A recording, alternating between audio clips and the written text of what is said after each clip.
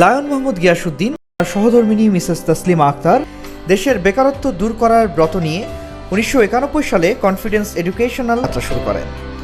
হাঁটি হাঁটি পা পা করে প্রতিষ্ঠানটি আজ দেশের বেকার তরুণদের হার্টথ্রব। কনফিডেন্স এডুকেশনের প্রতিষ্ঠা লগ্নে ব্যবস্থাপনা পরিচালক লায়ন মোহাম্মদ গিয়াসউদ্দিনের উদ্দেশ্য ছিল কিভাবে বেকার তরুণদের কর্মসংস্থান ও সর্বাধিক সেবা প্রদান করা যায়। প্রথমে দেশকে স্বাবলম্বী করার জন্য জেলায় জেলায় সৎ, দক্ষ, কর্মঠ, পরিশ্রমী, দেশপ্রেমিক বিসিএস ক্যাডার অফিসার সৃষ্টির উদ্দেশ্যে কাজ শুরু করা হয়। 2014 সালে 26শে মার্চ এই মহান মানুষটি পৃথিবীর মায়া ত্যাগ করে। তার চলে যাওয়ার পর তার সহধর্মিণী লায়ন তাসলিমা গিয়াস বিসিএস কনফারেন্সের হাল ধরে।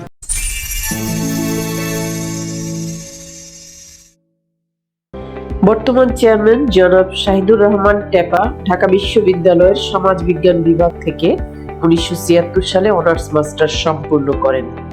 বর্ষিয়ান এই রাজনীতিবিদ তার বর্ণাঢ্য জীবনে বিভিন্ন সময় শিক্ষাক্ষেত্রে অভূতপূর্ব সাফল্যের স্বাক্ষর রেখেছেন।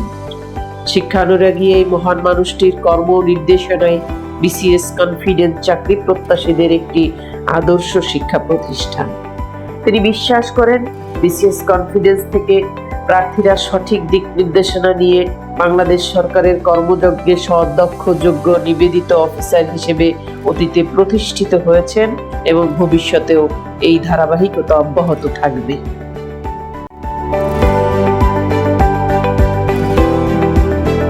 সাফল্যের ধারাবাহিকতায় বিসিএস কনফিডেন্স থেকে সেবা নেয়া 41তম বিসিএস এর সুপারিশ প্রাপ্তদের একাংশ।